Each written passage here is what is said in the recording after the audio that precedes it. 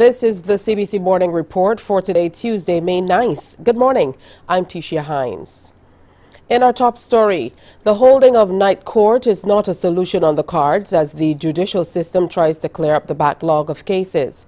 Addressing the media, Attorney General Dale Marshall said the logistics of it, with a jury involved, are filled with too many concerns.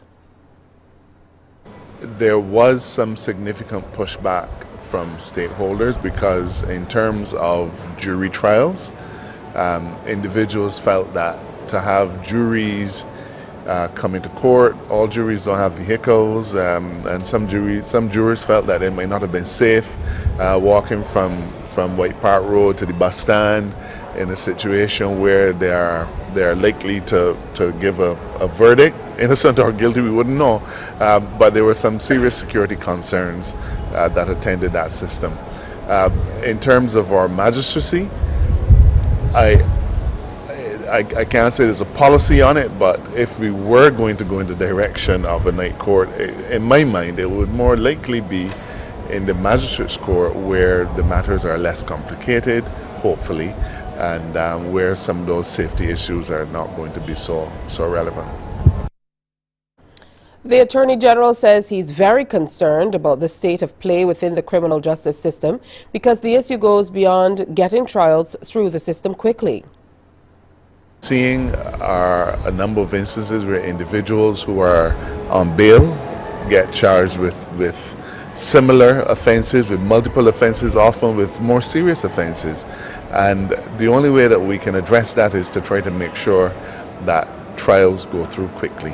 And really that's one of the principal reasons why we're here, not just for the sake of reform only, but because that reform, however it looks, is intended to keep Barbadians safe. Neither myself as AG or the Prime Minister, we don't decide who gets tried, we don't decide what people get charged with, we don't decide if they're found innocent or guilty. None of those things are within our purview. That's the reason we have the doctrine of separation of powers. But what we can do is to try to help Barbadians stay safe by making sure that cases go through our system quickly. Mr. Marshall also indicated that the powers of the magistracy may also be expanded, although that scenario must also include reducing the backlog in the magistrate's court. He says plans to reduce said backlog are actively being discussed. As far as I'm concerned as AG, be a situation where we simply expand the scope of the magistrates. We have to find ways and means of reducing the magistrate's court's own backlog. And there are a number of things that I think that we can look to do fairly quickly. Introduce a ticketing system in relation to road traffic offences. This is actively being discussed between myself and the Minister. It's something that has been knocking around for a long time, but simply hasn't happened. And I think this is the time to do it. So we're also going to be considering alternative dispute resolution in the context of criminal matters. Let's put it this way. There has to be a role for ADR in a situation where the kind of offense that is complained of is relatively minor. Coming up on the CBC Morning Report, a record-setting heat wave alters life all across Asia.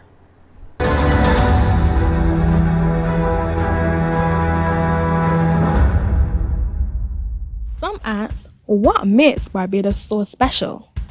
We at Mornin Barbados say it's you, our exceptional youth. You are talented, resilient, and inspirational. You are the epitome of the Barbadian spirit, testing the boundaries of your creativity.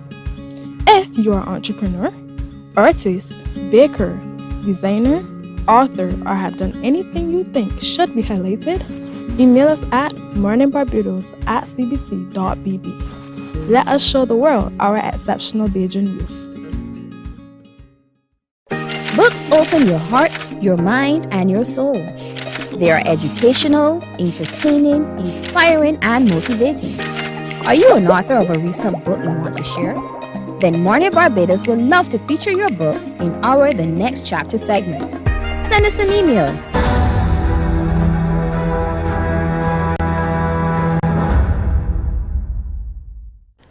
Well, we in the West are experiencing seasonal high temperatures, but countries in Asia are finding it hard to handle record highs that are causing heat waves. They're registering temperatures as high as 54 degrees Celsius, and at least one country has resorted to remote learning for schools.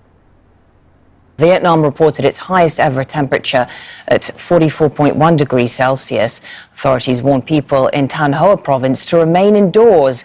Similar warnings have also been issued in Thailand over the past month. Bangkok has been reporting its hottest ever temperature there, again 41 degrees Celsius. The country broke its all-time temperature record in the middle of April when a station in Tak registered over 45 degrees of heat. On Saturday, Laos also recorded its highest ever temperature, 43.5 degrees there. Prabang, that's the location where that temperature was felt. This is the second time the record has been broken in a month. Schools in the Philippines are now shortening class times with the heat index, which is how hot it feels in relation to humidity in the air, reaching danger levels of 42 to 51 degrees Celsius, and that's continued into this week. And then in other parts of Asia, a severe heat wave is causing people to die, long power cuts, and it's also destroyed crops. In the Philippines, soaring temperatures have forced schools to reduce hours, as we were saying. Remote learning is becoming something that is increasingly having to happen to protect children from this heat. Barnaby Lowe reports from an elementary school in Manila. After less than 4 hours in school, the day's already over for these children. It's the annual dry season in the Philippines, but the heat has become too intense for most people. This elementary school in a Manila suburb has cut classes short to allow students to go home before temperatures peak in the afternoon. So very unbearable, especially with the little children. They have nosebleed. Then many have fever and cough. So it is very difficult for them to concentrate. Some parents worry their children will be learning less, but others agree that health comes first. Okay yun kasi number one. It's fine because health is the #1 concern and their teachers still monitor them closely even when they're at home. We have to take videos of them when they do their homework. In one secondary school south of Manila, nearly 150 students suffered heat stroke last month. 7 of them fainted. 2 had to be taken to a hospital. It's not just this school that is adapting to the extreme heat. Others have started what's called blended learning, where students spend half of the week in school and the other half at home, learning online or through print modules. Parts of Asia, including Laos, Myanmar, Vietnam, and China, registered record temperatures in April. In Thailand, the heat index reached 54 degrees Celsius, the highest in its history. And in Malaysia, the Environment Minister warned of the risk of forest fires creating haze and pollution. Climate change is playing a factor here because if you look at the global assessment reports that have been released in the last few recent years, it has always been saying that climate change is unequivocal. We will be getting, in the future, we will be getting warmer temperatures. Adding to the problem, an impending dry spell due to El Nino. Philippine President Ferdinand Marcos Jr. has ordered the creation of a new Water Resources Management Office. And the Department of Agriculture, which he heads, plans to distribute climate-resistant rice to farmers. But officials admit the effects of El Nino and a changing climate cannot be avoided, only mitigated. Since fighting erupted in Sudan, the UN has registered more than 30,000 people crossing into South Sudan, more than 90% of whom are South Sudanese. The true number is likely much higher, as this adds to an already dire humanitarian crisis. A lot of people arriving in South Sudan are trying to get here. The airport in Paluch. Those who fled the fighting in Sudan days or weeks before them told them to come here and board evacuation planes. Anye Maluwal came from Sudan's capital, Khartoum.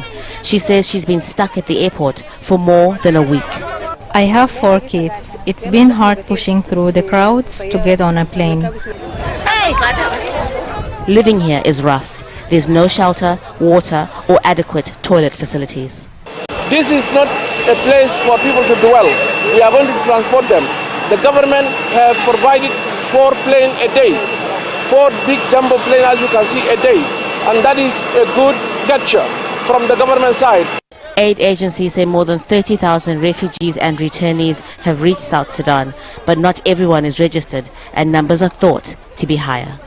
So that's why we are working still together with other partners and the government to ensure that there is decongestion in the border areas, because most of the borders of South Sudan are very remote. They do not have infrastructure that can be able to accommodate these people. Many new arrivals came with very few belongings or money. They need help to get to where they need to go. Priority is given to women, children, the sick and the elderly. People have been waiting here for days. They're getting agitated and frustrated.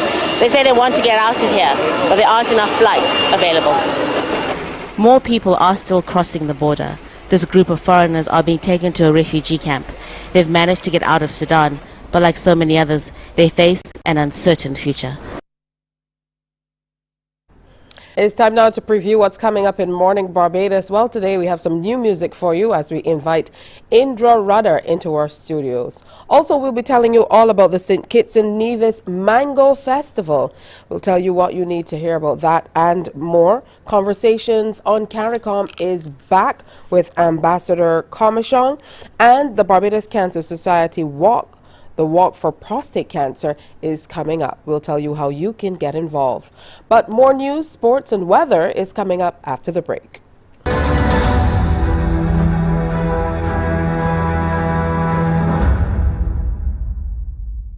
Books open your heart, your mind, and your soul. They are educational, entertaining, inspiring, and motivating. Are you an author of a recent book you want to share? Then Mornin Barbados will love to feature your book in our The Next Chapter segment. Send us an email to morninbarbados@cbc.bb. That's morning without the G. Come and let us turn those pages together. Because you love English Premier League, MCTV has got it back. Now you can watch all the games of the English Premier League plus UEFA and NFL on MCTV. Current customers can upgrade to Matchback Extra at just $23. Call MCTV today at 228-6288 to upgrade or come in and sign up for a new service. Football.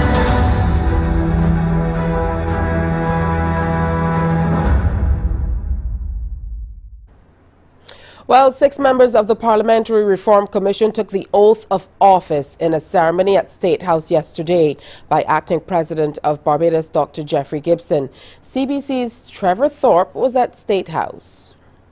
The commissioners sworn in were Corey Beckles, Dr. William Chandler Jr., Dr. Richard Ishmael, Maxine McLean, Professor Velma Newton, and Ambassador Her Excellency Miss H. Elizabeth Thompson. Deputy Prime Minister Santia Bradshaw said the swearing-in exercise is the culmination of discussions undertaken by government since the Constitution could no longer carry on in a modern society. She thanked the commissioners for accepting to serve before giving some insight into the demands of the office. Their work will entail looking essentially at all aspects of reform of Parliament, being able to help us with a number of the various procedures and processes, being able to make Parliament more relevant to the people of this country, being able to look at the fundamental rights and freedoms of all Barbadians, and essentially to educate the public in the exercise as they go through this process over the course of the next few months. The government official said the Reform Commission was also to make government more transparent. The time has come for the overhaul of the current system. Sometimes when I look at the public gallery, we don't see the numbers that we once saw. And yes, we have the technology nowadays to be able to allow persons to, come in on social media to be able to see what is happening.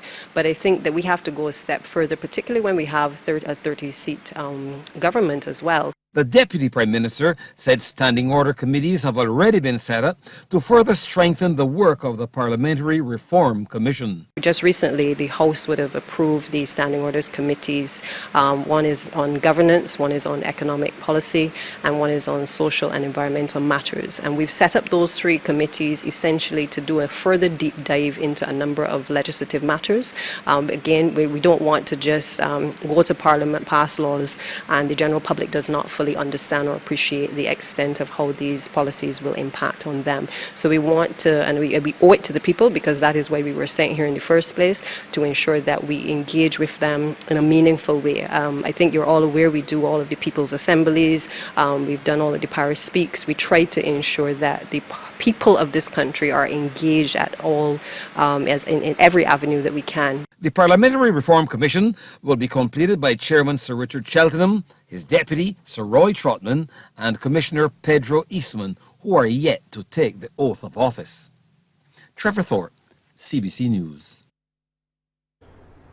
A new direct flight from Barbados to Tobago has officially been launched. The Tobago Tourism Association Limited, in partnership with Caribbean Airlines, hosted a media conference yesterday to talk about the new flights, which are expected to make travel between the two destinations more affordable and accessible. Crystal Hoyt has that story.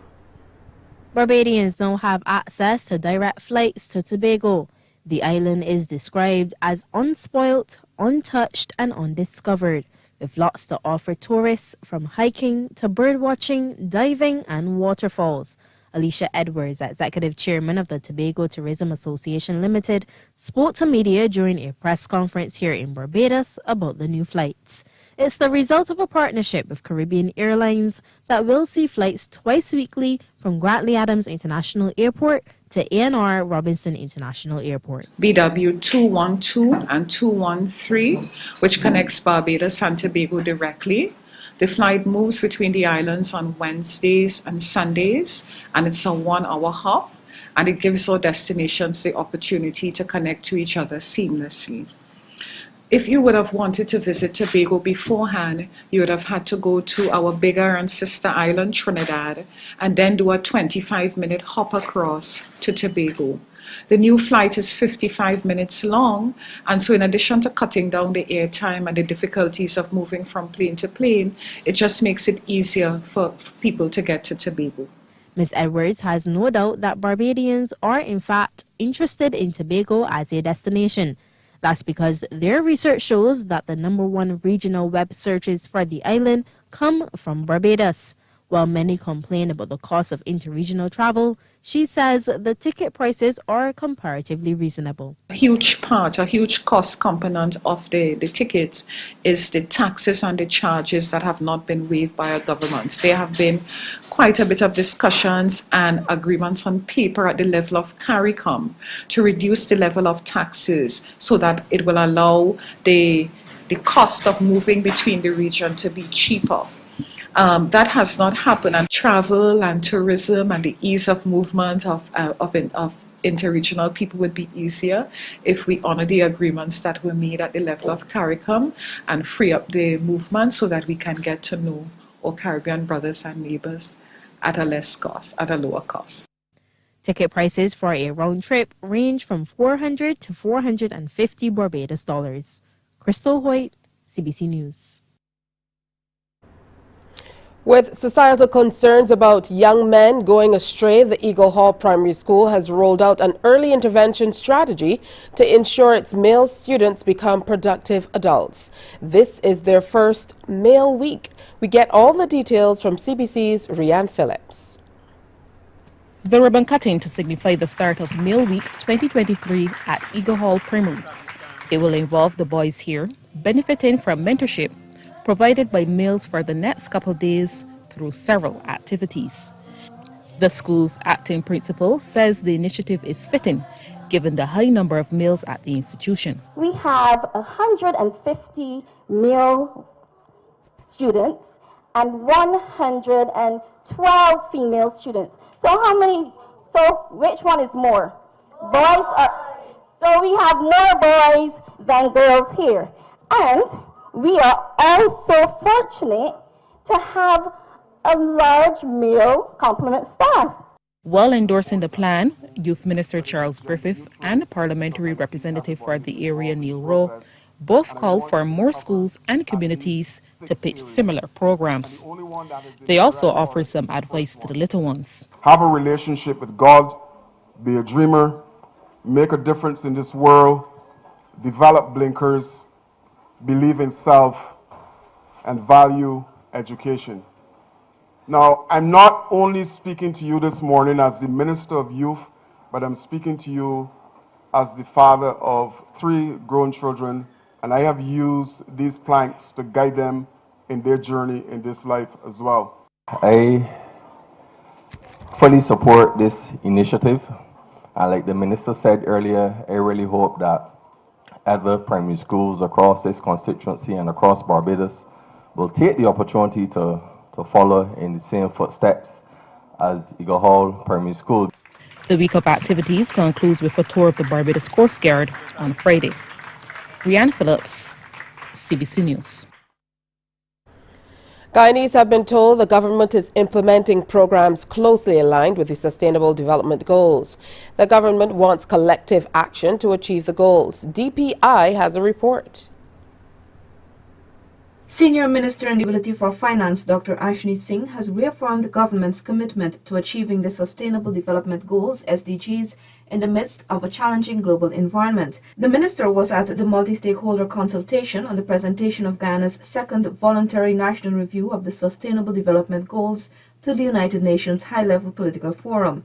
The event was held at the Arthur Chung Conference Center, Liliendal. If you look across the spectrum of our various policy pronouncements, whether it is the manifesto on the basis of which we were elected in 2020, or indeed the other overarching strategies that we've articulated, such as the low carbon development strategy, or indeed the sectoral strategies that we've articulated, our infrastructure plan, our education plan, etc.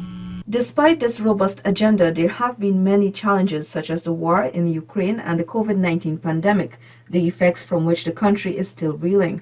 The senior minister added that this multi-stakeholder engagement is not an isolated event, as government prides itself on a consultative approach to governance. The manifesto itself was prepared out of a consultative process.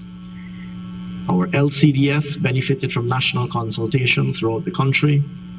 Our various sector strategies and sector initiatives benefit from consultation across the country.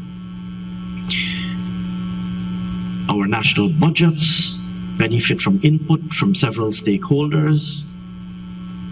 Our micro-level interventions. Meanwhile, Minister of Parliamentary Affairs and Governance, Gail Teixeira, in providing an overview of Guyana's international reporting obligations and participation in the high-level political forum, said reviews such as these are critical to ratify the various international treaties the country has signed. She added that the SDGs pose many challenges, but the country is committed through these international obligations to ensure progress and equality. An employability study conducted in Belize has revealed Belizeans seeking jobs are lacking in skilled labor as is needed in the private sector. The study, funded by the Inter-American Development Bank, was recently analyzed by government officials, including Chief Executive Officer in the Ministry of Economic Development, Dr. Osmond Martinez, with an aim to see how they can further reduce the unemployment rate.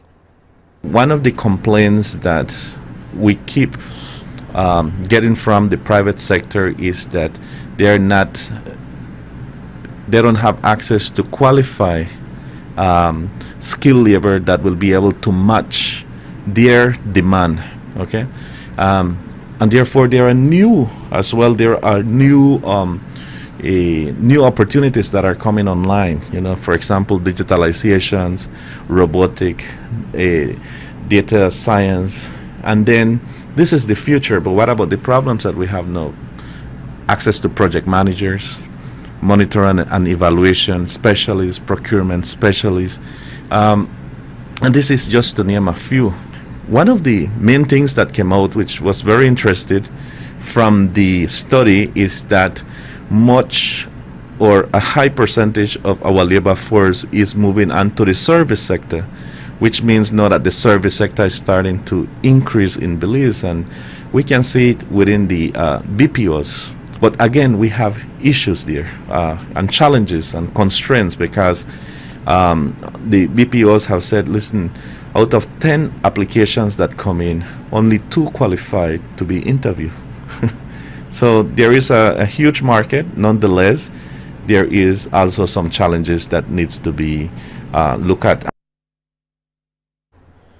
We're going to move on now to sports. BFA Premier League leaders Weymouth Wales have dropped points for the first time this season. They were held to a 1-1 draw by UE Blackbirds in their latest fixture at the BFA turf. Blackbirds scored first in the 28th minute by Neil Reid Stephen, while Wales got the equalizer in the 68th through Kimar Headley. We have the highlights. The wall has been set up, and it looks like Herod will step up with the free kick. It's Romario Herod, alias Peak Peak, and that one hit with some power, but straight at Shaquan Phillips. As I said, they've held the table leaders scoreless. Shot comes in from distance and into the back of the net.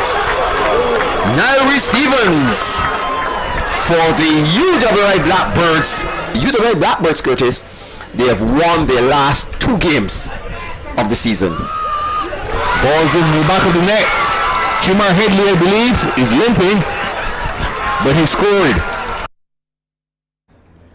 Wales lead the standings on 28 points, while UE are 6th on 11. Meanwhile, Empire have moved into 3rd place after they defeated Paradise. Empire are now on 16 points, jumping from 6 ahead of the same Paradise and Allerton, who have a game in hand. CBC's Mark Seal reports. No goals in the first half between Paradise and Empire, but the game turned in the second stanza with Empire getting the first strike.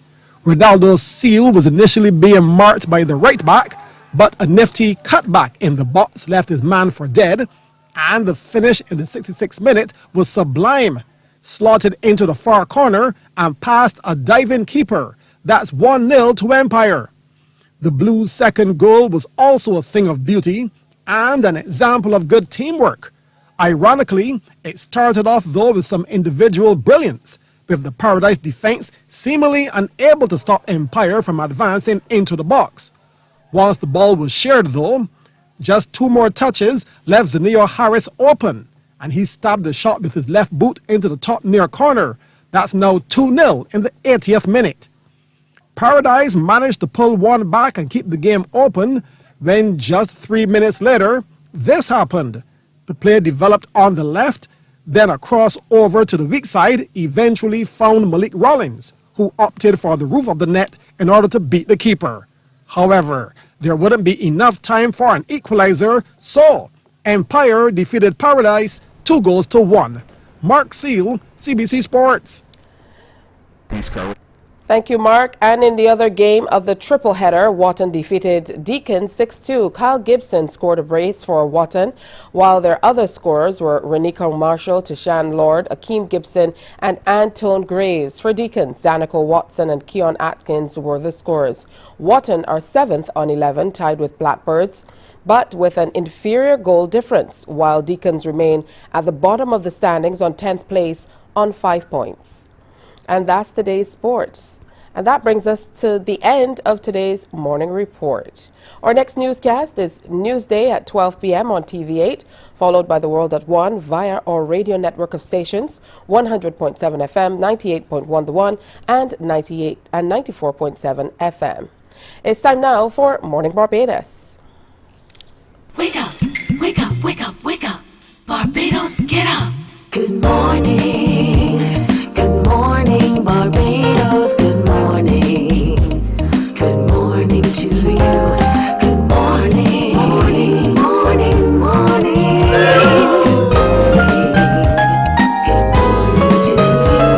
Good morning. Morning, Barbados. Good morning.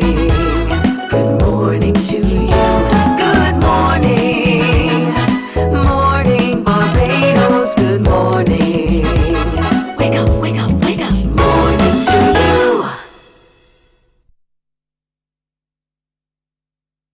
It's Tuesday, May 9th. So good to have you in company. As always, as we head up to 6:30, welcome to another presentation. I certainly hope you had a great day yesterday, and we are going to set a wonderful tone for you today as we continue to talk about all that's going on all across the island.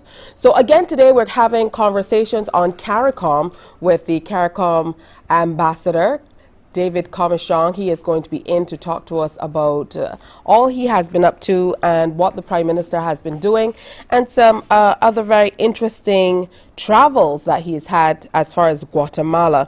So he attended a series of Caribbean states meetings culminating in the 9th ACS Heads of State Summit that is coming up on Friday 12th. And we are going to give you an update on what's proposed for that particular visit. Also, the Barbados Cancer Society continue their wonderful work, and they have a prostate cancer walk coming up. We'll tell you all about that with Professor David Rosen, the president of the Barbados Cancer Society. He will be in with us, as well as Michelle Strawn, who's the organizer for that particular walk. We're going to give you all the details and let you know how you can get involved and why you need to be a part of it. Especially for our guys. You know, we have to do all we can for the men of Barbados. Plus, we have Indra Rudder coming in now. She's no stranger to you here in Barbados. She's been making beautiful music for many, many years. And now she's back with something brand new. It's called Tables Turned. These days, she's been doing a lot of different music. We're going to get an opportunity to learn a little bit more about what she's been up to over the last few years. Today, we reveal the winner of our Mom's Proud Moment promotion. You're going to get to find out who that person is that is going to be walking away with a wonderful lunch for them and for others at the Courtyard by Marriott on Mother's Day, just by sending in a proud moment with them and their child. So lots to do and lots to see here on Morning Barbados. Tell you what, we're going to take a break and come on back on Morning Barbados. Remember, coming up a little bit later, we're going to play the game of Unscramble for you, and we have some other great fun coming up as well. Also on today's show, we are going to be telling you about the St. Kitts and Nevis Mango Festival. That definitely sounds like something that piques my interest because I am absolutely a mango lover. So if you want to find out more, you definitely have to come on back. So stay tuned. It's the Tuesday edition of Morning Barbados.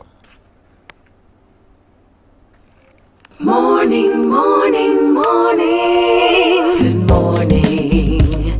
Good morning to you. Yes, sirs.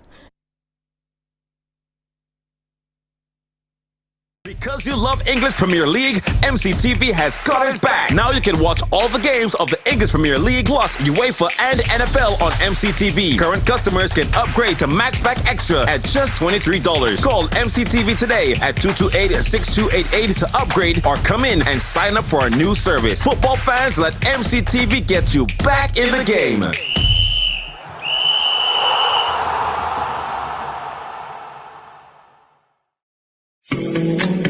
The facts say Morning Barbados reaches an audience of over 50,000 and Newsnight reaches over 56,000. It's simple. When you advertise, you're getting your message to over 50,000 of your potential customers. Make the call to CBC Sales Department today and watch your business grow. Contact us at 467-5559 or email Mark. Morning, morning. Good morning.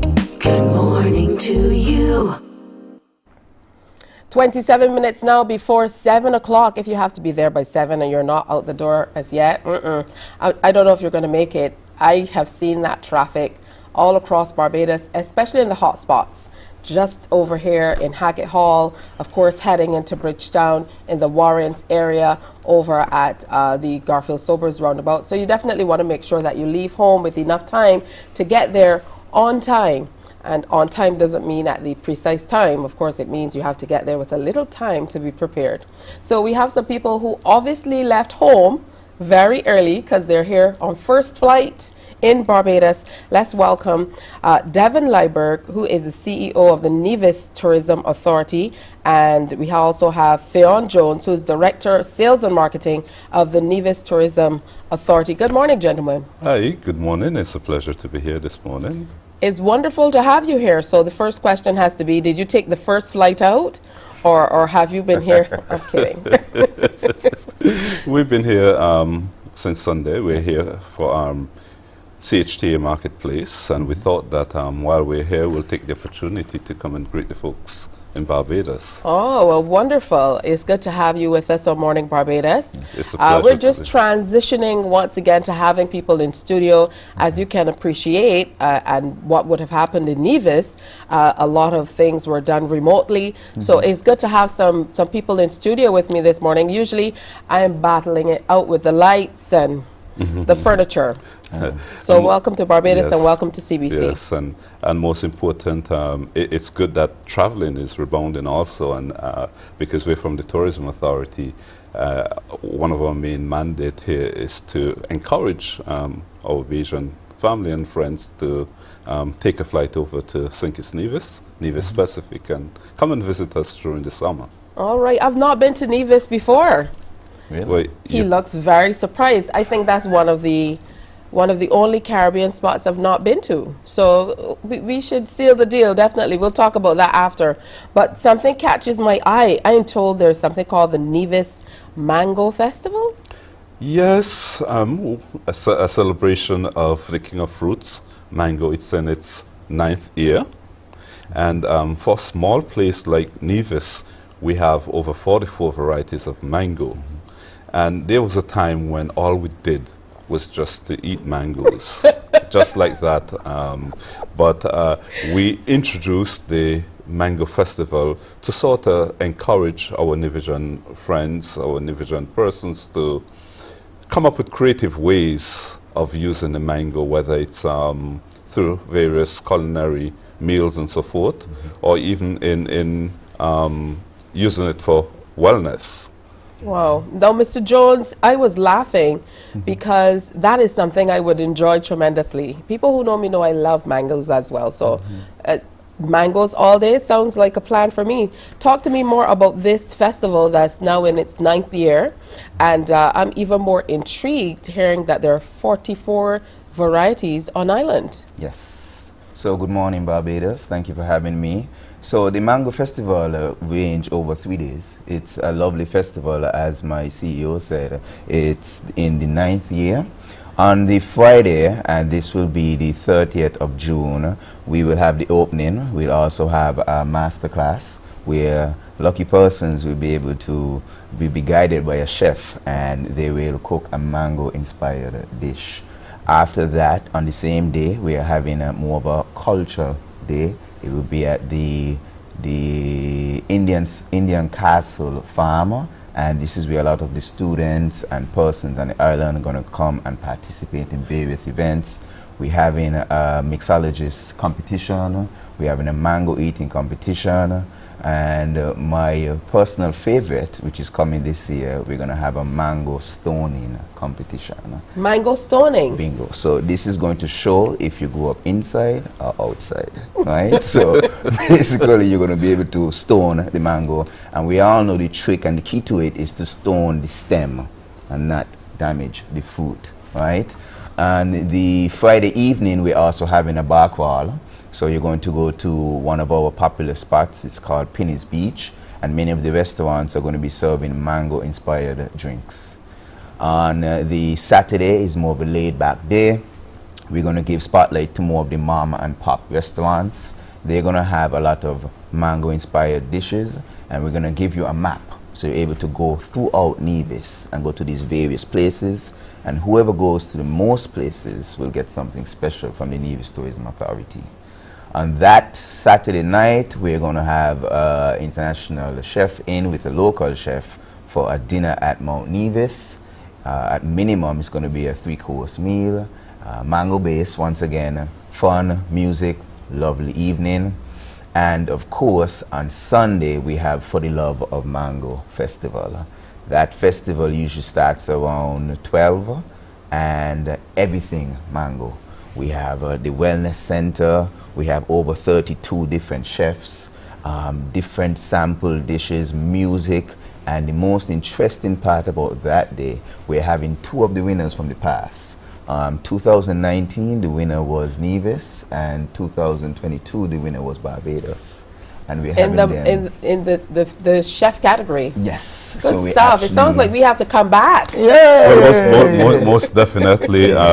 Yes, so the chefs from Barbados, they actually come in to defend their crown. I can only imagine. It's a good opportunity to have some persons to cheer on the Asian chefs at the Mango Festival. So we want everybody out there to stay tuned to the specific information when it becomes available so that you can begin to book your flights. Oh, wow. Now, CEO, I know you mentioned at the top how tourism is coming back. This sounds like an excellent way to bring people to the island. So talk to us about how you've been able to kind of navigate things like airlift and so on through the pandemic and even now to be able to encourage people from the region to come to Nevis more. I mean, just today we're announcing a new direct flight from Barbados to Tobago. I know that certainly will make a big difference because, you know, I'm all of a sudden saying, well, hey, here's an option. So how are you navigating those waters, so to speak? Well, for us, being a smaller island, smaller destination, is a bit more difficult to get regional travel, regional airlift. And we would have worked with the St. Kitts Tourism Authority, and they would have introduced a new flight to St. Kitts 3 times per week on a Sunday, Friday, and Friday. Into Caribbean is doing that lift. And it has picked up very, very, very well. We know during the pandemic, I mean, most of the airlines went quiet, and it was indeed a struggle to get things back up. We're still not up to optimal because of the fact that we've lost most of the connectivity that LIAT would have created in the past, and we're looking for further ways in which we can enhance the travel, interregional travel, and I'm hoping that an airline such as Caribbean Airlines can come on stream soon. It's not my responsibility to talk and to negotiate that, but those persons who are in the seat to do that, I'm hoping that that will soon happen, to see at least more persons from the south of the Caribbean come on up to the northern area. All right, good stuff. We definitely are looking forward to that. And back to this Mango Festival, only because that's on my mind. I mean, come on. All right, so I understand there are quite a few varieties, as we mentioned, and some of them are listed on your website. You can't come to Morning Barbados unless we quiz you. So can you name 6 varieties of the mangoes? 3 and 3. How about that? Okay, let me see. Julie mango, Amripali, and long mango. Okay, well, we have the bastard pali. He mentioned Amripali, which is the name brand mango of Nevis. But we have bastard pali, we had the red breast, and we have the bull tone.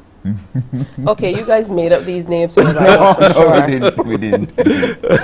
One of the sweetest, in my opinion, is the Amripali. You should try that one. Which one? Amripali. And it's a variety of mango that you would not find a lot of places in the region. You find it probably a bit of it now filtering into St. Kitts, but it sort of originated out of Nevis. I think it's called Amripali because there was a family who would have brought in that species, and it remained in Nevis for a number of years before it began to make its way out of Nevis. All right, tell me when the festival takes place. Okay, so the festival takes place from June 30th to the 2nd of July. Everything mango for the love of mango. Everything. June 30th to July 2nd. To July 2nd, everything mango. Everything mango. Friday, Saturday, Sunday, everything mango. Yes. That sounds like amazing stuff, and I'm happy to hear that we're contributing in having some of our chefs come over. Who knows, mixologists? We have some pretty acclaimed mixologists as well, so it might be good to get some of our mixologists over there. Also, well, actually, we would have had a Bajan mixologist joining us in our Mango Festival in 2019, I think. So we've had good representation from Barbados over the years. All right, what are some of the other wonderful things that we can enjoy once we come on over to Nevis? I know heritage tourism is really a big part of what you offer. Yeah, well, Nevis is a beautiful destination. Just coming to Nevis, you feel like you're coming to your own private island. As a matter of fact, there's a 6-minute water taxi from St. Kitts to Nevis. Absolutely beautiful. But once you're on Nevis, you could hike. You could enjoy the Nevis Peak. It is 3,232 feet higher. In addition to that, you could do horseback riding on the shoreline as the sunset. Absolutely romantic. Also, we have ATV through the rainforest. And if you're more of an ocean person, we have snorkeling, deep sea fishing, and all the other sea events, jet ski, etc. And of course, the cuisine is to die for. We have farm to table and sea to table, which is very big. As my CEO said, we're very big on wellness. In addition to that, we have many historic sites, etc. The nightlife is okay. And of course, I can't leave without mentioning the rum. We have some very good rum. In particular, a very popular restaurant by the name of Sunshine. He has something called the Killer Bee. It's absolutely amazing. It's something you should have, but I don't recommend having more than 2 in one day. Right? You will get sting. It's sting like a bee. but Fen, we do have a number of other activities apart from the usual tourist stuff. Our carnival, which is dubbed Culturama, is going to be at the end of July, first weekend of that Emancipation weekend of August. So that's something to look forward to. And of course, CPL would be hosted in St. Kitts. So it's an opportunity for folks to come and stay on Nevis and play on St. Kitts when it comes to CPL and music festival. We do also have a number of sporting activity. We have a marathon, and our marathon is one of the most unique marathon where you're able to run the entire circumference of the island. You don't get that experience anywhere else.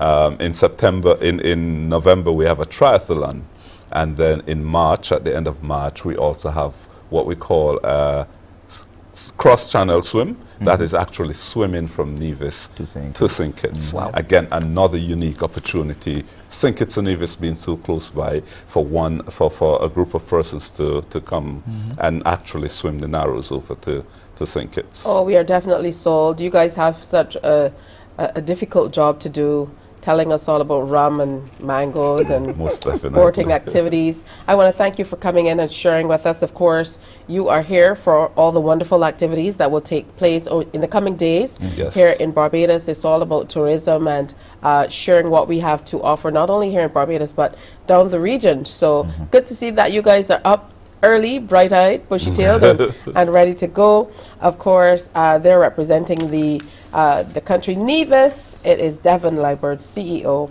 and Fionn Jones, Director of Sales and Marketing with the Nevis Tourism Authority. Thank you, gentlemen. It's a pleasure being here, and thank you for having us. All right, we're going to take a break and come on back on Morning Barbados. Stay with us. Morning, morning, morning. Good morning. Good morning to you. The Big Bajan Bake Off is back, and the top 5 have been selected. Tune in Fridays at 8:03 p.m. to find out who will be crowned the best Bajan baker. While you go about your business, we go about our business, and that is gathering the news. Stay up to date at CBC News Barbados on Facebook, Instagram, and Twitter. Get news update on radio throughout the day. And join us for the CBC News Night at 7 every night. CBC News team is on the job and bringing you the news. There is a saying. Morning, morning, morning. Good morning. Good morning to you. 10 minutes to 7 o'clock on this Tuesday morning. Good to have you with us once again. And we have loads to unpack today that we want to share with you. We're telling you all about the Barbados Cancer Society's Prostate Cancer Walk that is coming up. And it's coming up on Sunday, the 21st of May. So you still have some time to get into mode to be a part of it. Professor David Rosen, President of the Barbados Cancer Society, and Michelle Strawn, organizer for the Prostate Cancer Walk, are joining us this morning to tell us more. Good morning. Welcome.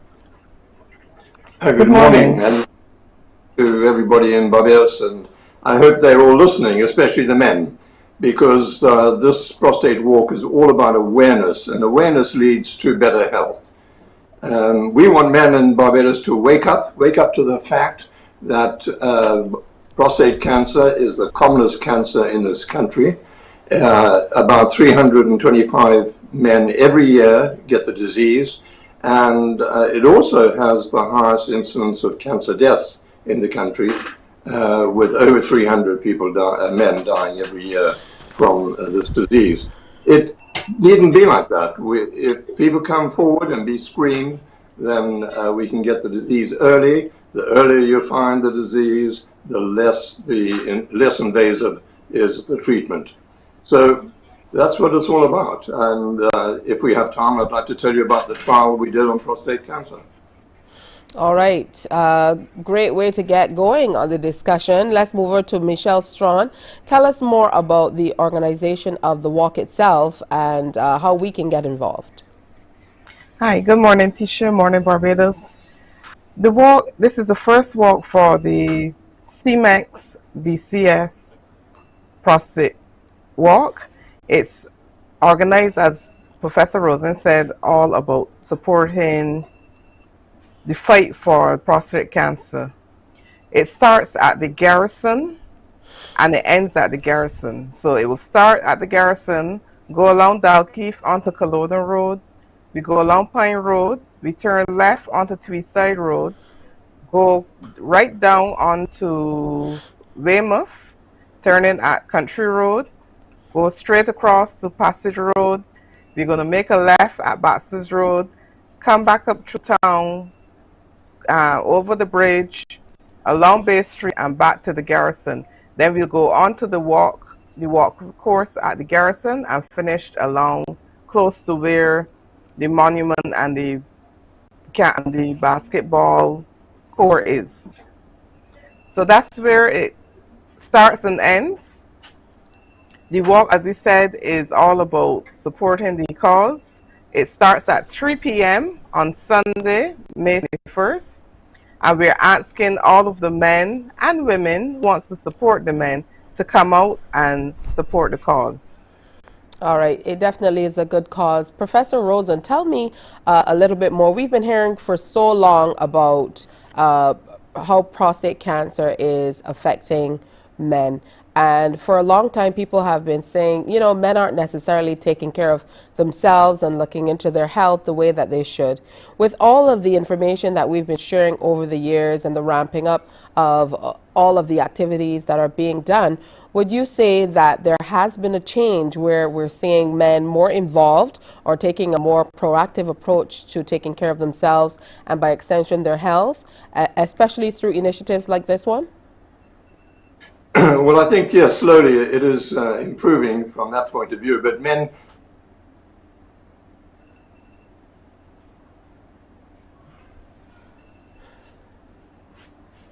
All right, technology, of course. It seems as though we've lost Professor for a moment. We're going to try to get him back on the line. But in the interim, talk to us a little bit about what it has taken to pull this all together, Michelle, in terms of the various agencies you might have had to get together. I know that walks like this can be pretty taxing, and it might seem like you show up on the day and just walk or get your shirt or what have you, but it really takes a lot to be able to pull these things off. Yes, it takes, as I say, it takes a village to raise a child. Well, it takes a whole team to pull the walk off. And we've had good support from our sponsor, title sponsor, CMEX. As you know, they are a male-dominated company, and they certainly come on to support. We also had support from Williams Industries, BHL, Oran, and Cherish, and are in partnership also with the Grand Lodge, which is one of the lodges in Barbados. So they are the companies that have come on to support the cause. We are asking any other companies out there who are interested in helping to come on. Call Miss Sonia O'Neill at Barbados Cancer Society, or you can reach out, and that's at 436-8888. Or you can reach out to me, Michelle Strawn, at 244-7482. And as you said, the agencies on board will be the police, the Ministry of Transport and Works, who will help to close off the roads. We have water stations, so we need to get support from various companies to help with water for the walkers and the runners. We have COSCAP. We have a number of agencies that would normally come out and help. And they, again, are on board and assisting with this walk. Oh, that's absolutely wonderful that you're having that, you're getting that level of support as you prepare for the walk that is coming up. From your perspective, though, Michelle, and I mean, we see it all the time. It feels sometimes like we are talking about it a great deal. And I posed the question to the professor just before we lost him on the call. You know, do you think we're getting through to the men in our society about how important it is to take care of their overall health, even before we start talking about prostate health? Well, in the past, we all know that men are very, very slow in going to a doctor. When they have an issue, they will normally decide that they want to stay at home. They don't want to visit the doctor. And as we all know, in many diseases, early detection is always key. So it's always best when you first notice something to visit a doctor, get some tests. There are the PSA tests for the men. You can get it at the Barbados Cancer Society at $60. But there's also a new test that Professor Rosen would speak about if he comes back on. It's I think it's a DNA test. Please don't hold it against me because I'm not medical. But that test is $200 US for the test, and that really gets into the genealogy and tells you if you're susceptible to be able to have that disease or not. All right. So yes, us we where want we the men can. to come up. Sure, thank you. Remind us where we can get the T-shirts for the walk. I know the T-shirts are available from even now. Well, the T-shirts will be available from Monday. And they will be available at the Barbados Cancer Society in Henry's Lane. As persons will know from the breast cancer walk, you know where to find the Barbados Cancer Society. And then we're also going to be putting shirts in some of the upbeat stores around the island so that it is easily accessible. The shirts will be $30 to the public. And for companies who want to order in bulk, it will be $35 if you want to have your logo at the back. All right. Does that take a long time? Is there a cutoff period for that? Because I would imagine if you want to have your logos printed based on numbers and so on, it will take a little time. So do you have a cutoff time for people to be able to come in and get their logos and so on done? Yeah, we definitely want to get an idea by the middle of next week what companies may want to come on in bulk to get their logo on the shirts. All right. So let's remind everybody it's on Sunday, the 21st of May, and that's going to be here like yesterday. In no time. That's going to be here in no time. Yes, Sunday, May 21st. It starts at the Garrison Savannah and it ends at the Garrison. It's just under 10 kilometers. So for the persons that love to walk, love to run, I mean, if you want to come and run the route, you can do that as well. But come out support the Barbados Cancer Society, and support prostate cancer. Men, we need you out there. Women, get your men to come out and support the war and also to get their tests. I'm so sorry that we lost Professor Rosen from sharing with us, who is, of course, president of the Barbados Cancer Society. So, you know, extend our best to him, also to you and the entire team pulling it together. And I definitely will be out there. So I'll see you, Michelle. I'll see you on the route. Good. I'm looking forward to seeing you. All right, thank you so much. So we had Michelle Strawn, organizer for the Barbados Cancer Society's Prostate Cancer Walk, and we lost, thanks to technology, unfortunately we lost Professor David Rosen, who's president of the Barbados Cancer Society. Maybe we can have him back to talk not only about the walk, but a little more about, you know, what his plans are for the Barbados Cancer Society as we move forward. It's 7 o'clock in Barbados and across the Eastern Caribbean. It's time for an update of the news. Morning, morning, morning. Good morning. Good morning to you.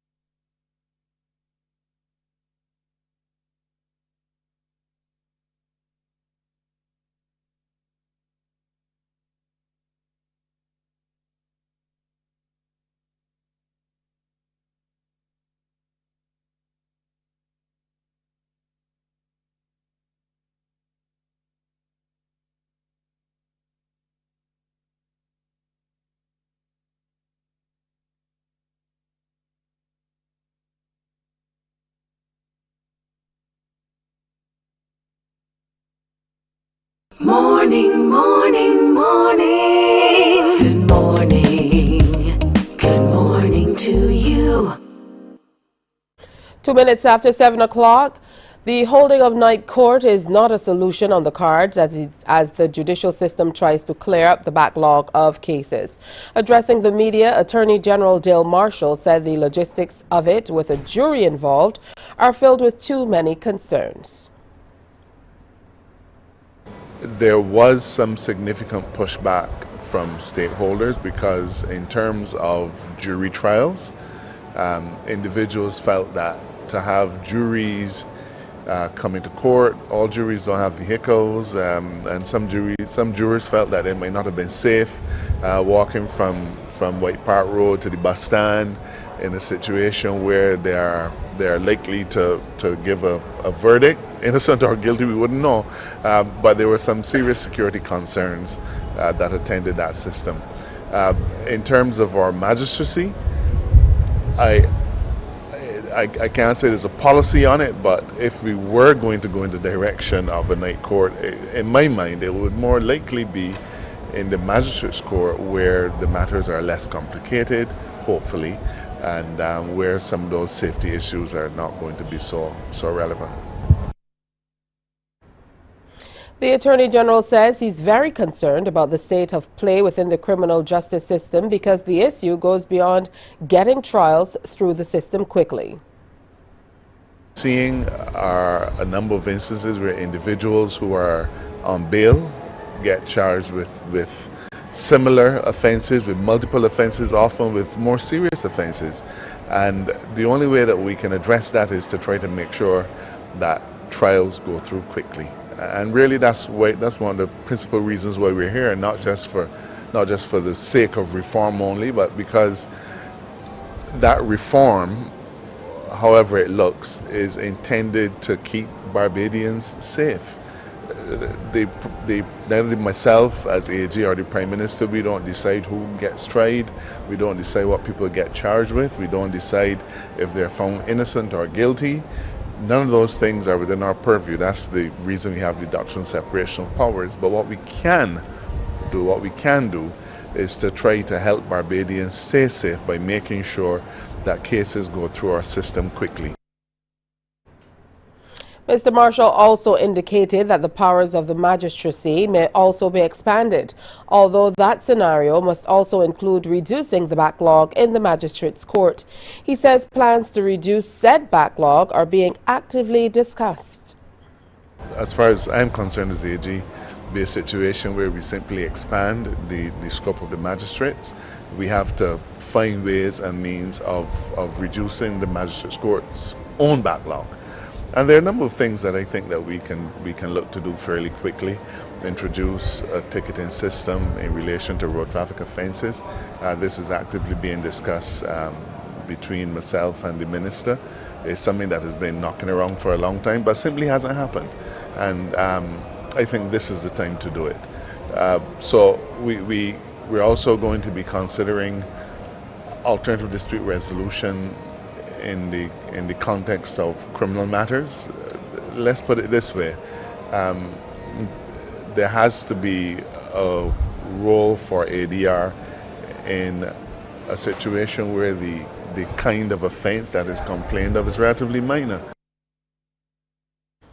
6 members of the Parliamentary Reform Commission took the oath of office in a ceremony at State House yesterday by Acting President of Barbados, Dr. Jeffrey Gibson. CBC's Trevor Thorpe was at State House. The commissioners sworn in were Corey Beckles, Dr. William Chandler Jr., Dr. Richard Ishmael, Maxine McLean, Professor Velma Newton, and Ambassador Her Excellency Miss H. Elizabeth Thompson. Deputy Prime Minister Santia Bradshaw said the swearing-in exercise is the culmination of discussions undertaken by government since the Constitution could no longer carry on in a modern society. She thanked the commissioners for accepting to serve before giving some insight into the demands of the office. Their work will entail looking essentially at all aspects of reform of Parliament, being able to help us with a number of the various procedures and processes, being able to make Parliament more relevant to the people of this country, being able to look at the fundamental rights and freedoms of all Barbadians, and essentially to educate the public in the exercise as they go through this process over the course of the next few months. The government official said the Reform Commission was also to make government more transparent. The time has come for the overhaul of the current system.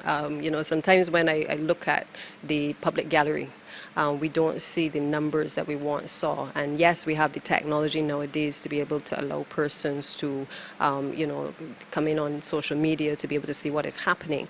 But I think that we have to go a step further, particularly when we have a 30-seat government as well. The Deputy Prime Minister said standing order committees have already been set up to further strengthen the work of the Parliamentary Reform Commission. Just recently, the House would have approved the standing orders committees.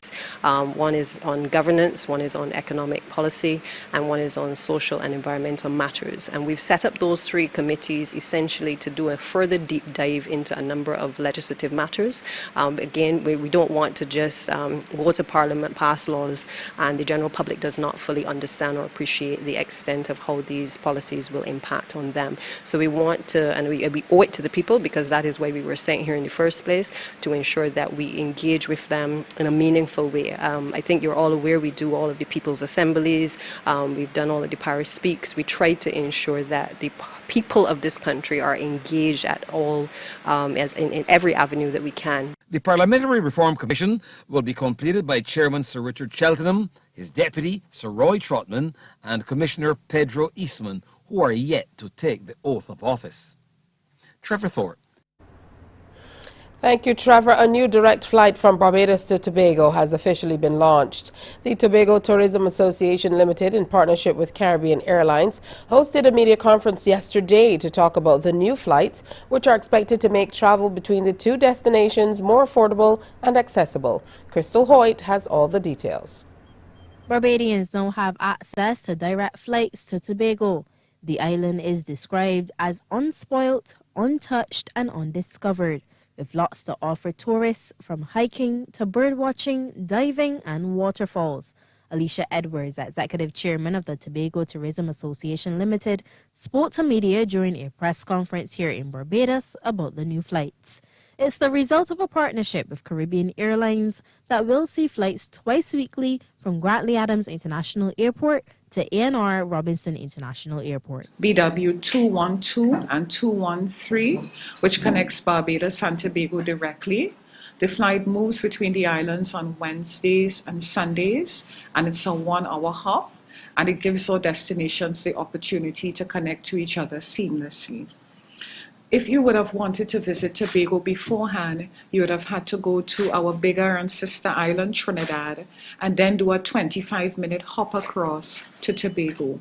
The new flight is 55 minutes long, and so in addition to cutting down the airtime and the difficulties of moving from plane to plane, it just makes it easier for people to get to Tobago. Ms. Edwards has no doubt that Barbadians are in fact interested in Tobago as a destination. That's because their research shows that the #1 regional web searches for the island come from Barbados. While many complain about the cost of interregional travel, she says the ticket prices are comparatively reasonable. A huge cost component of the tickets is the taxes and the charges that have not been waived by our governments. There have been quite a bit of discussions and agreements on paper at the level of CARICOM to reduce the level of taxes so that it will allow the cost of moving between the region to be cheaper.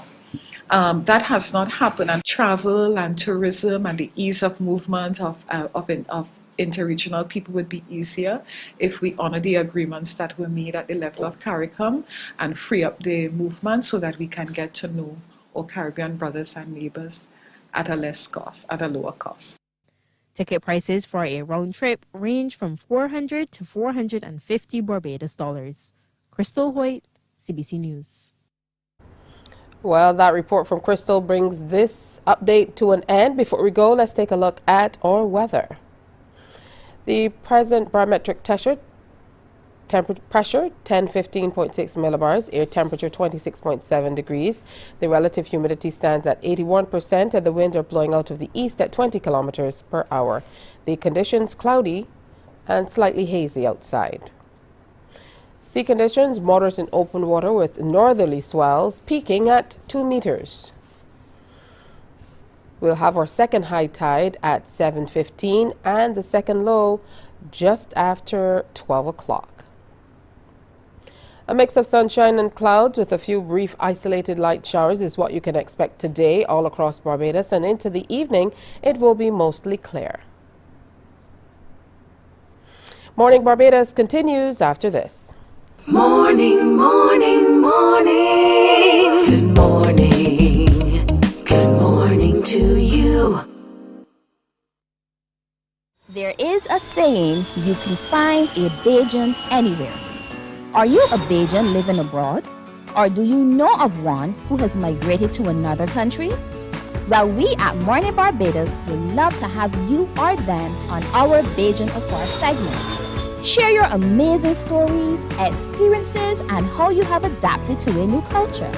Send us an email to morninbarbados@cbc.bb, and together we will travel the world.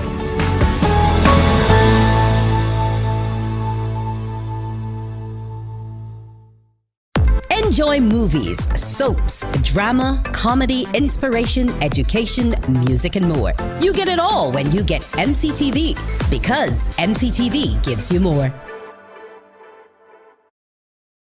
Some ask, what makes Barbados so special? We at Mornin Barbados say it's you, our exceptional youth. You are talented, resilient, and inspirational. You are the epitome of the Barbadian spirit, testing the boundaries of your creativity. If you are an entrepreneur, artist, baker, designer, author, or have done anything you think should be highlighted, email us at morninbarbados@cbc.bb. Let us show the world our exceptional Bajan youth. Books open your heart, your mind, and your soul. They are educational, entertaining, inspiring. Morning, morning, morning. Good morning. Good morning to you. 14 minutes after 7 o'clock. So it's time now for conversations on CARICOM, this time with a difference. So over the weekend, Ambassador His Excellency David Comishong traveled to Guatemala on Sunday to attend a series of Association of Caribbean States, or ACS, meetings, culminating in the 9th ACS Heads of State Summit on Friday, the 12th of May. Here's an update on his visit.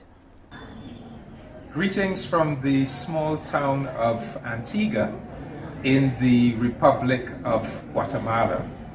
I am here representing Barbados at a series of meetings of the Association of Caribbean States. We are having meetings from today, Monday, right through to Friday of this week.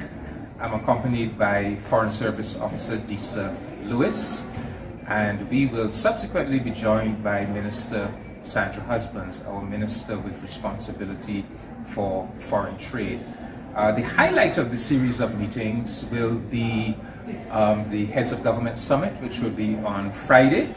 On Thursday, we will have a meeting of the Council of Ministers of the Association of Caribbean States. Today, we are doing the International Cooperation Conference. Tomorrow we have the Budget and Administration meeting, and Wednesday we have a preparatory meeting for the meeting of the Council of Ministers, and to be followed by the meeting of the heads of government.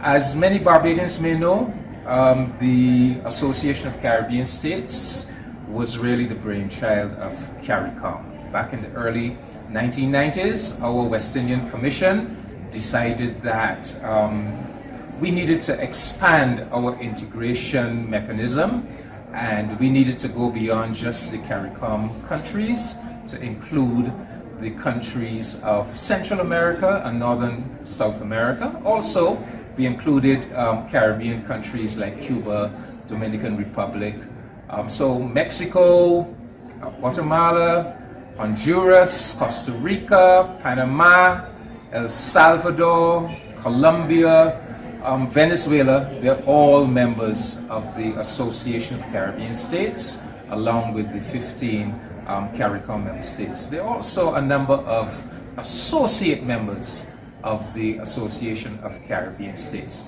So this week's meetings very important because they're going to end with the Heads of Government Summit, and it's at that summit that the plan of action, the 6-year plan of action, 2022 to 2028, that is going to be adopted by the heads of government.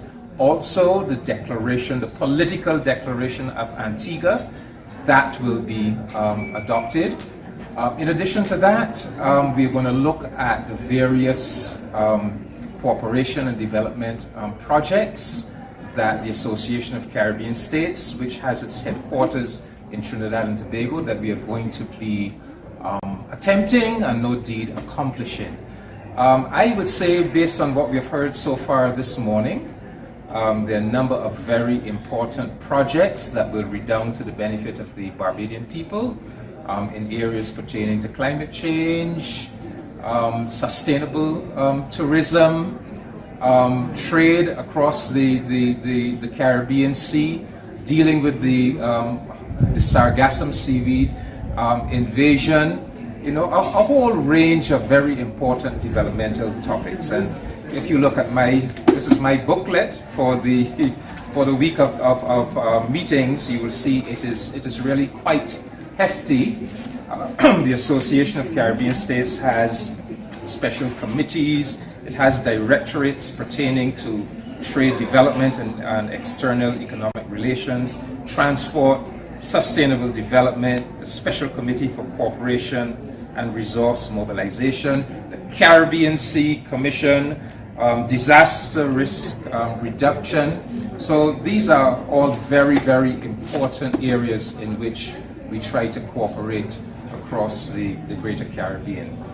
I would say the ACS does very good work. Unfortunately, it is not very well known at a mass level in our Caribbean community. You know, in CARICOM we have things like cricket, we have Carifesta, we have the University of the West Indies, that kind of unites us at a mass level.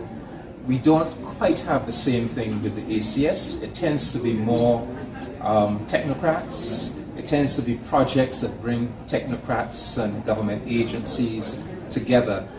Very important cooperation, but it tends not to have that mass component. And that's perhaps the next phase now in the development of the Association of Caribbean States. If we can focus more on this 1 million square mile Caribbean Sea that unites all of us, and not just focus on it from a technical or economic development level, but also a cultural and heritage and historical level, perhaps we could attain that kind of mass buy-in to the whole concept of an association of Caribbean states, the whole concept of a civilization of the greater Caribbean. So it is my intention, come next week, after spending the 5 days here, taking in all of the meetings, that I'll be in a better position next week to report to you, the people of Barbados, as to what was accomplished here in this beautiful Spanish colonial type town of Antigua, in the shade of a massive dormant volcano. A really beautiful scene, and hopefully this beautiful scene will produce some very, very outstanding work and accomplishments. Thank you very much. Morning, morning, morning. Good morning. Good morning to you. Books open your heart, your mind, and your soul. They are educational, entertaining, inspiring, and motivating. Are you an author of a recent book you want to share? Then Mornin Barbados would love to feature your book in our The Next Chapter segment. Send us an email to morninbarbados@cbc.bb. That's morning without the G. Come and let us turn those pages together.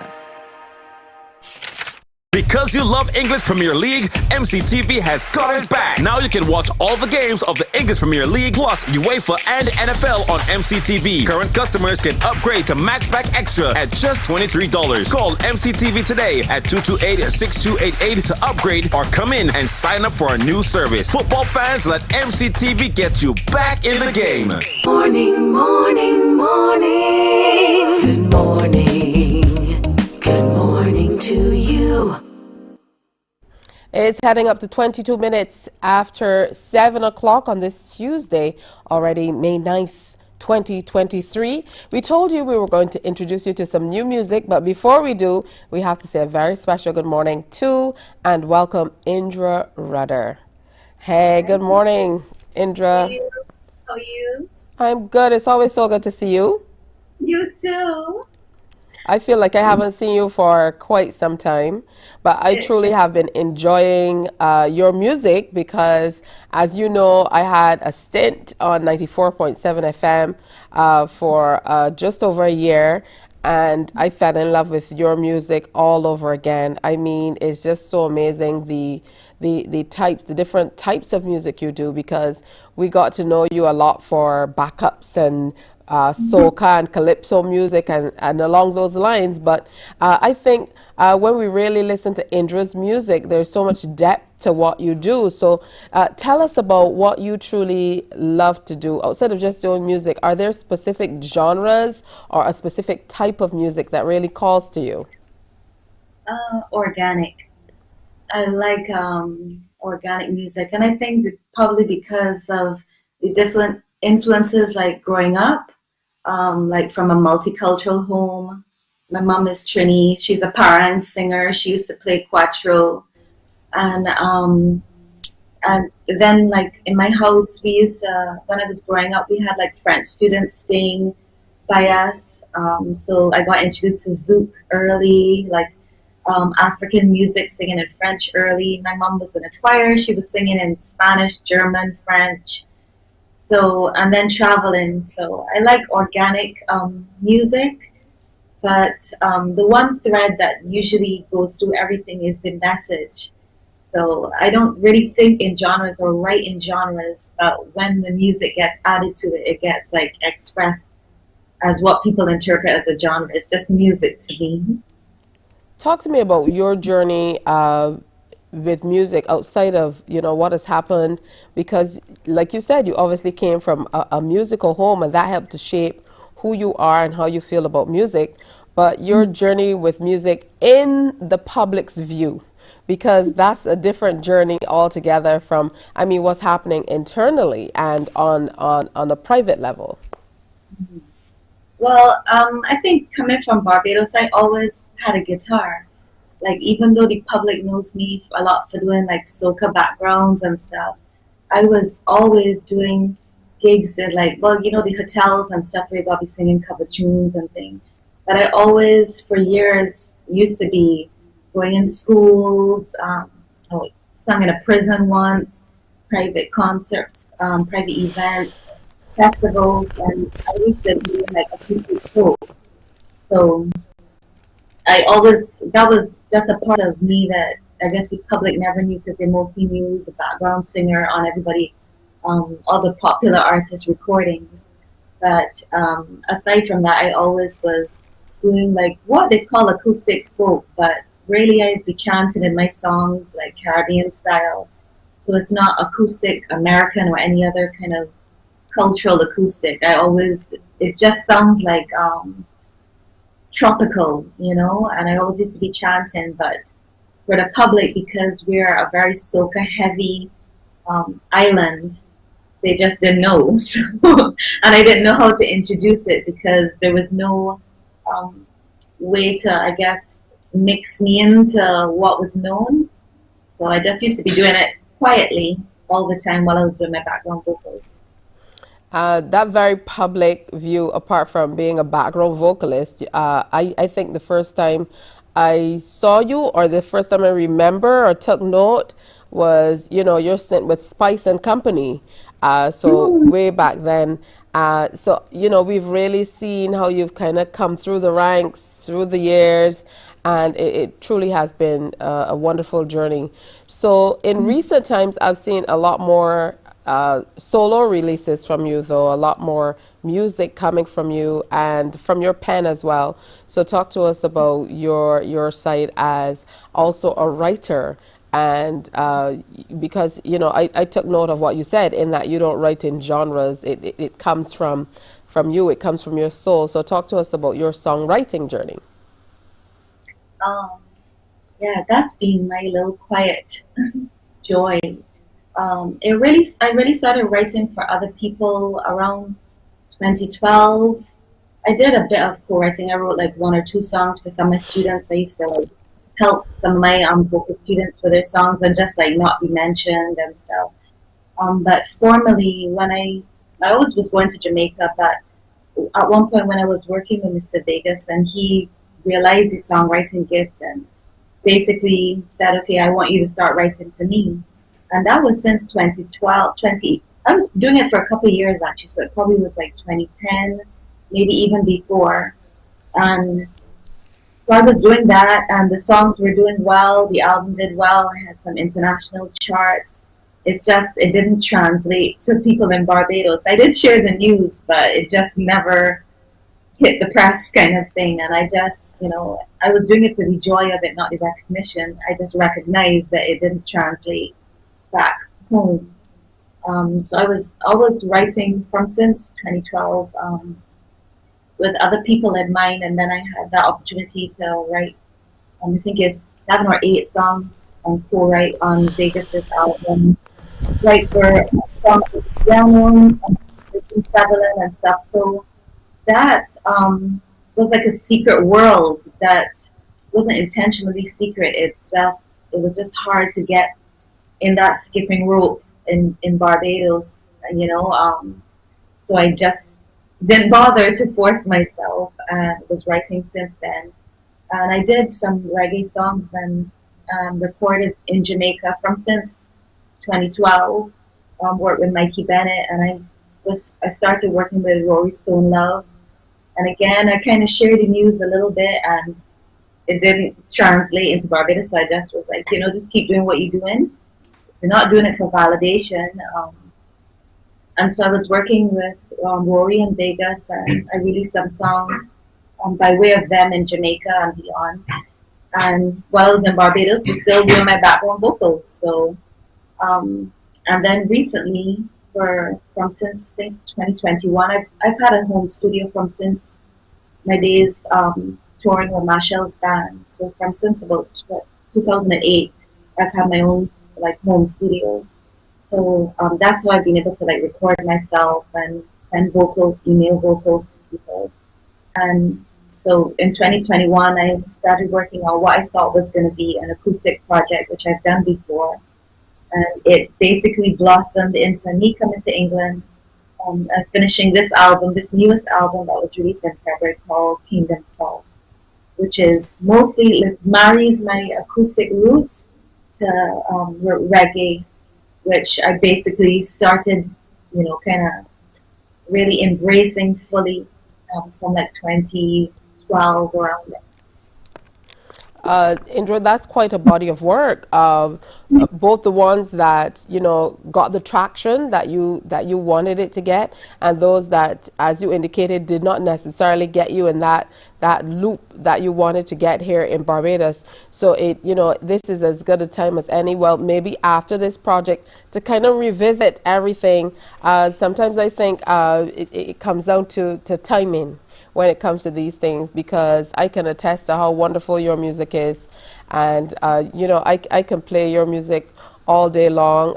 There's so many. There's spiritual music, and then there's feel-good music, and as you mentioned, there's some reggae in there.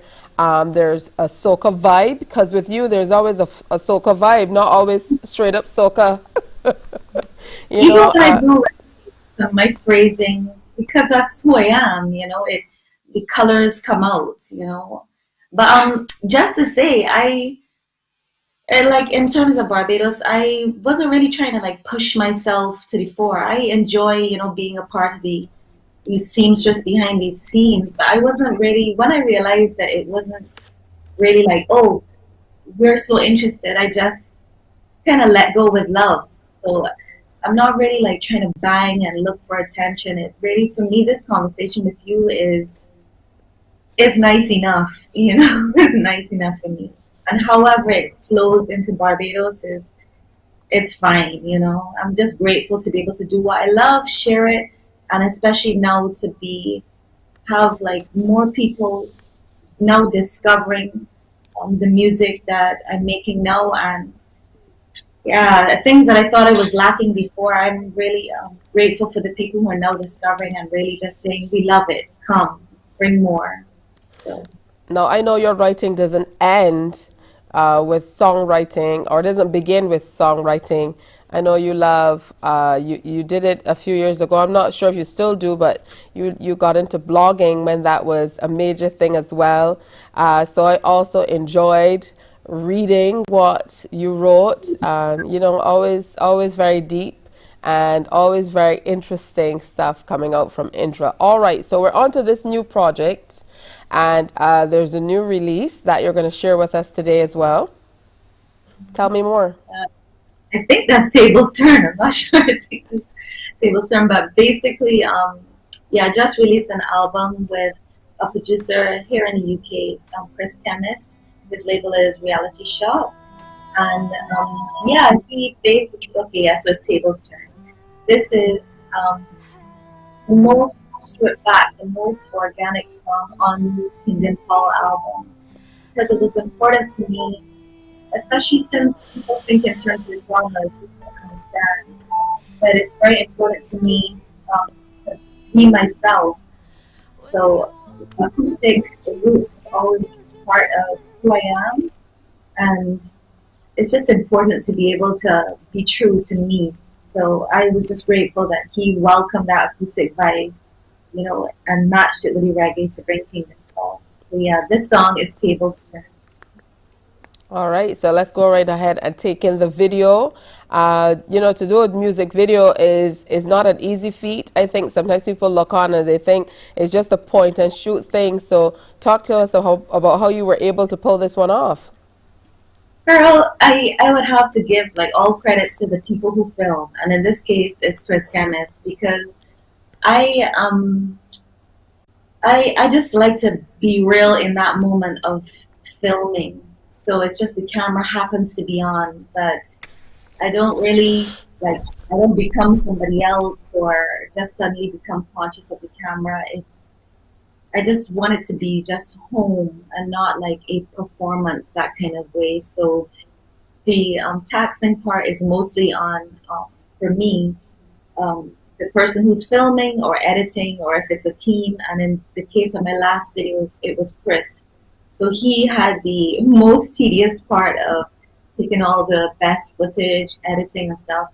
I like to peek in on that process every now and then, but it feels weird, like just looking at yourself that much and picking like the best shots and stuff. I try to stay kind of away from that necessary editing, like meticulous kind of thing. I just prefer to just peek in every now and then and say, yeah, oh, that's nice. And stuff. So really the burden of like the filming process is on who's filming and who's editing. So in that case, it was Chris Chemist. So I just like to just do it naturally. All right, so here she is, Tables Turned, Indra Rudder, brand new release.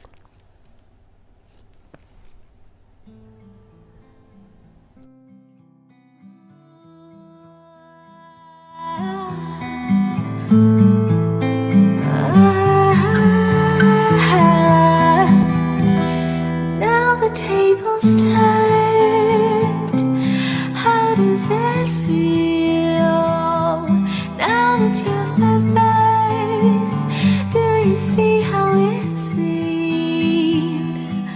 When you walk in another man's shoes, can you feel his rhythm and blues? Everything he's gone through. If you pray another sister's life, then try to mess with her mind. What if she were you?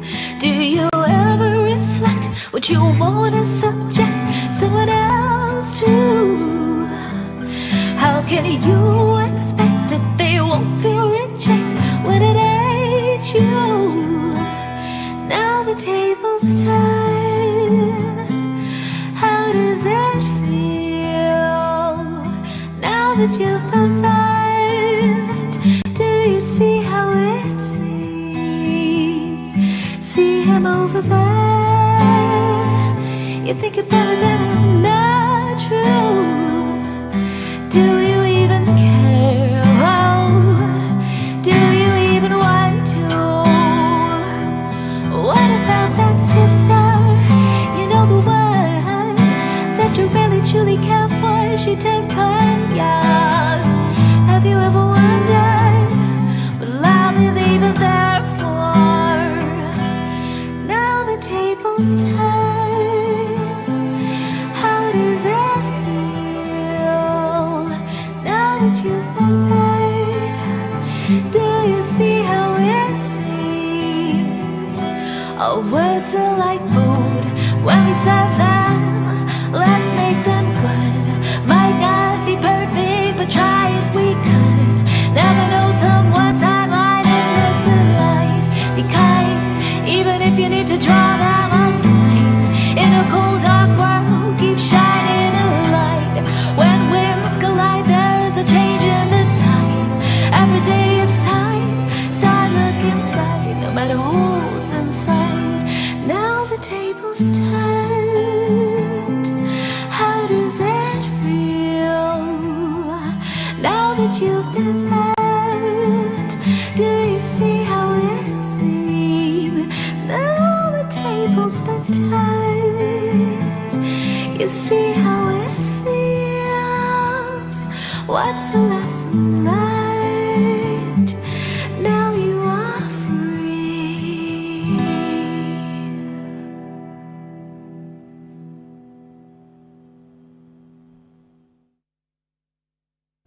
That's truly traditional, Indra. Oh, I love it. It's the essence of you. It really is who you are. I love that one. Thank you. Yeah, Thank you. talk to me about the rest of the project. I mean, when you sit back, I know you said that it's difficult to sit and watch yourself and so on, but when you sit back and see that you're able to make these things happen, it must feel really great to be able to have these things on record, literally and figuratively, even if for posterity. Yeah, it's just this is just me. Um, yeah, it's beautiful to be able to beyond do what you love, like be able to be honest while you do what you love. That's the thing about music that's so beautiful is that you know, we're so dynamic. You have different thoughts, you go through different parts of the journey, you meet different people, you have different experiences. And music like meets you there. So that's what I love. It's not always exciting, it's not always fun. So I think that's probably why, because I do so much music. Music is such a natural part of my life. It always has been that it I write it with the different tides and the times. So like yeah, that's the most rewarding part of the whole journey is to be able to be yourself and to be able to go through different seasons. And I'm so grateful to the Most High that music is one thing that no matter what I'm going through, no matter where I am, it can pour out. So that to me is the beautiful thing, you know. So yeah.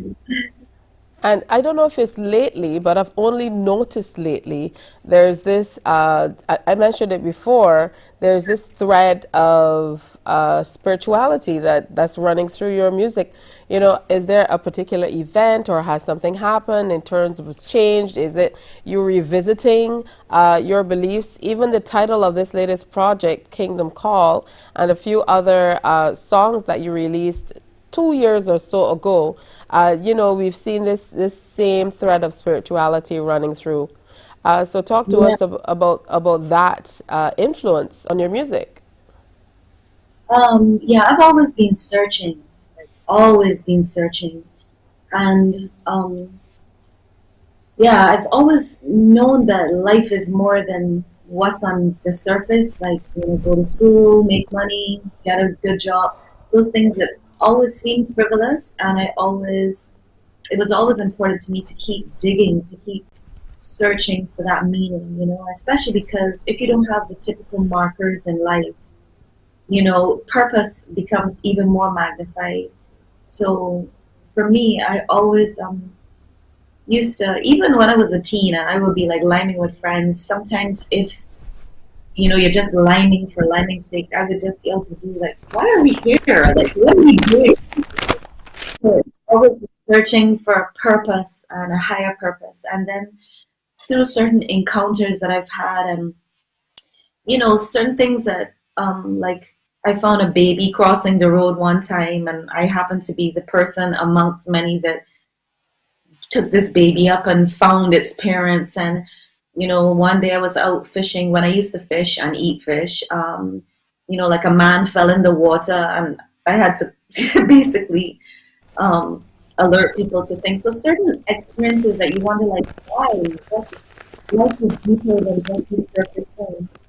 And a few years ago, I mean, I've had some challenges in my life, honestly. You know, whether it's people in the periphery.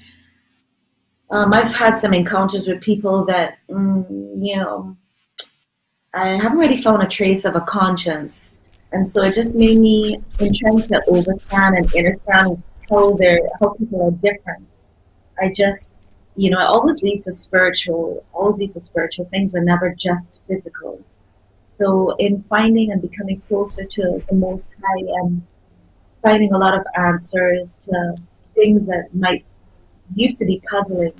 Now there's like a really sense of purpose. And now even like music is not just singing songs that kind of sound good. It's really like delivering a message that is like spiritual food for people that they just happen to enjoy on a surface level, but it's something deeper than that, more fulfilling than that. So, yeah, definitely as I grow and as I learn more and have a close relationship with the Most High, then the music is just basically reflecting that. So, yeah, to answer the question. Thank you so much for sharing with us today, Indra. Absolutely love your music. And I mean, I can't not mention this. It seems you're aging backwards. Today you look even younger than the first time I saw you. I mean, that says to me that, you truly are being your authentic self. That's most important. Yeah, so looking as beautiful as always, but looking like you could be in your 20s today. What's going on? Oh, well, you have been on a fitness and health journey too. So on a surface level, it's like, I eat vegetable, like a lot of vegetables. I have green juice and those things on a surface level. But really and truly, if I was to share a lot of the things I've been through, as I'm sure you and anybody else can relate, it's not of you. When the Most High says He will renew your strength, it's not a lie. It's basically I do the work, I do the things, I eat healthy, I move a lot, I dance, I walk and all that kind of stuff, and I make sure that stress is a factor that could pack on some age to you, and I find the more tender I am, the more that seems to be reflected, at least from what people say, it seems to be reflected in how I look. But when I think about the things I've been through, I know it's not, I can't take credit from it. I can't take credit. So just thanks for the mercy of the Most High, really. And thanks for that sweetness too. Yeah, well, I'm just going to give you credit for it anyways. Yeah, but like you said, once you start kind of on that health journey and you eat differently and you exercise, it adds a different glow, and I can definitely see that glow in you. Thank you. And don't stress too. Stress is a killer, man. This world has so many stressors, what they call them. But so it's like, it doesn't mean you don't feel or you don't have challenges or go through, different trials. But especially as women, sometimes when we take that stress on board, it does something. It changes us and we look different. And it doesn't help, it helps too when you lose a few pounds, honestly. When I started trimming down, I could see like, oh, that definitely was like, okay, I could see a difference in the pictures. So, without insulting anybody, I do want to say, like when I trimmed down a little bit, I could see a difference and I could feel a difference. But again, it's not really due to me. All right, Indra, thank you so much for sharing. Always good to speak with you. And, a great reminder for me. I need to return to roots, literally. All of us. I'm so happy to speak with you. And, I've been watching you too and celebrating. So, on a surface level, you can see that glow and you've been doing the work too, as God is just kind to us, so it's great to share with you today. And I want to say morning to everybody. I didn't greet everybody watching and everybody who will watch. I hope everybody has a beautiful day. All right, thank you. A beautiful day to you too. We're going to continue following you and your music and all that you're doing. Thank you, Indra Rudder, our special personality feature for today. We're going to take a break here and come on back. Get your thinking caps on because it's time to unscramble. Get close to the phone lines too. That's next. Now the table's turned. How does it feel? Now that you've been burned, do you see how it seems?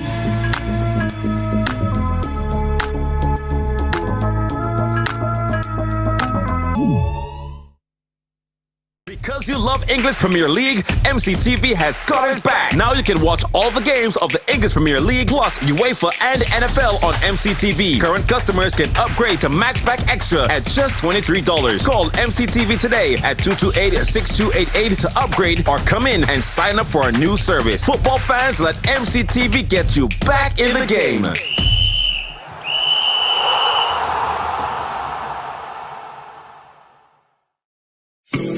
Morning, morning, morning. Good morning. Good morning to you. So the Morning Barbados Proud Moment promotion gave our viewers a chance to come on through and share the moments captured with them and their children for a chance to win. Now we have Mother's Day coming up this weekend, and we wanted to give you an opportunity to send some videos in and share some of your proudest moments for a chance to win lunch for you and 4 guests at Courtyard by Marriott on Mother's Day. And the person with the most votes, as at 11:59 p.m. on Friday, May 5th, won. The winner, we're going to share that with you now. If I had drums here, I would say drum roll. So the winner is Maria Edie. And she said that the video was the night her son Ethan, or Lil E, performed at his school competition, and she was extremely proud of his confidence and stage presentation. He came first that night as well. We're going to share that video with you again. Here it is.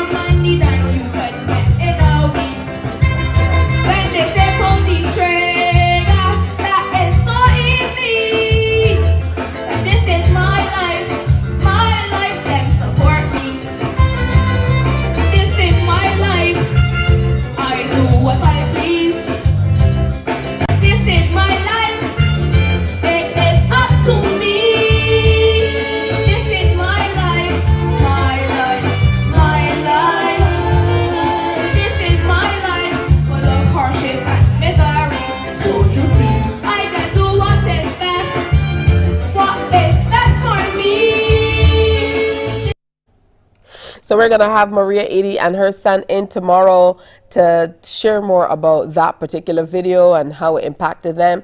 Congratulations and thanks to everybody who voted for that video and the others that were up on our social media pages for that chance. So congratulations and thanks for participating. So we're going to continue to celebrate mothers all week long as well. You can look up for more of that. But right now we're going to play a wonderful game of Unscramble. How about that? Always good to hear from you and get you in. So get close to your phone lines, 228-5562 or 228-5563. We're inviting you to give us a call and unscramble these letters. That is all coming up. So you have an opportunity to get yourselves together and get close. We're going to take a break and come back with those words for you. Morning, morning, morning. Good morning. Good morning to you. The facts say Morning Barbados reaches an audience of over 50,000 and Newsnight reaches over 56,000. It's simple. When you advertise, you're getting your message to over 50,000 of your potential customers. Make the call to CBC Sales Department today and watch your business grow. Contact us at 467-5559 or email marketing@cbc.bb. The Big Bajan Bake Off is back, and the top 5 have been selected. Tune in Fridays at 8:03 p.m. to find out who will be... Morning, morning, morning. Good morning. Good morning to you. All right, well, 7 minutes to go. It's time to unscramble. So get close to your phone numbers, your phone lines, and call these numbers, 228-5562, 228-5563, to unscramble this word. All right.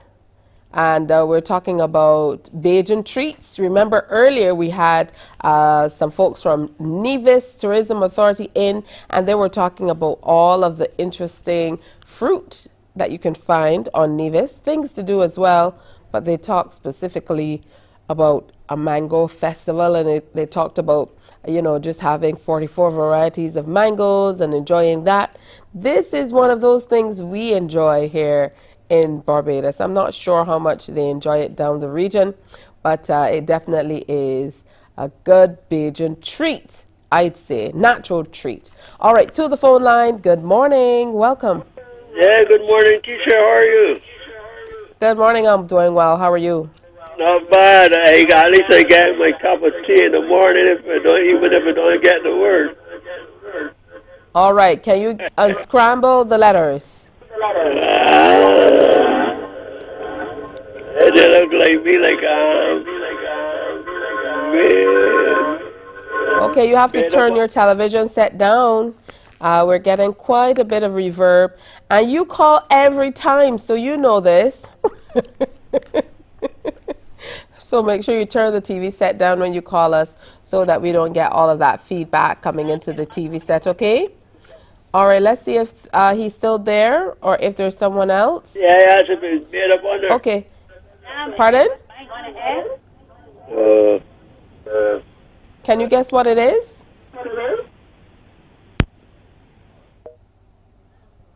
Oh boy, I think we lost that caller. All right, so let's take another call. I gave you a really good example.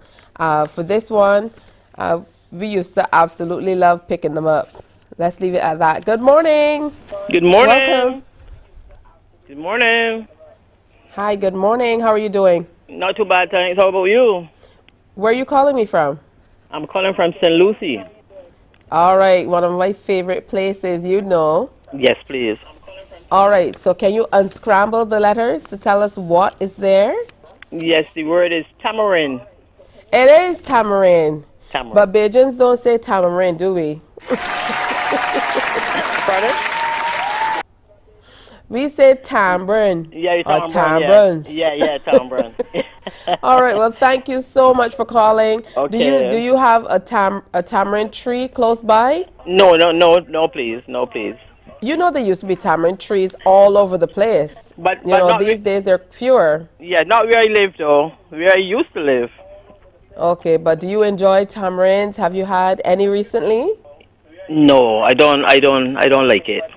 It sore up my the roof of my mouth. Well, that's the fun in it. All right, well, thank you so much for calling. You have a great day today. Okay, bye-bye. Bye. All right, let's take another phone call. And here's another word. And this is something else that you might enjoy. So like she said, tying up her mouth. This is a good Bajan thing. Absolutely.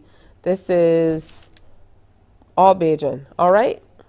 So let's go back to the phone line. 228-5562, 228-5563. Can you unscramble this? No, it's over here. This word. Can you unscramble this word? And again, you know, these are things that we love to enjoy. So let's see. Someone's on the phone line. Good morning. Hi, good morning. Ooh. Good morning. Where are you calling me from? From Christchurch. Christchurch.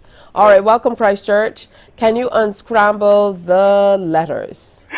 I don't think this one got me. I had tamarind, but now this one I didn't get a chance to register this one.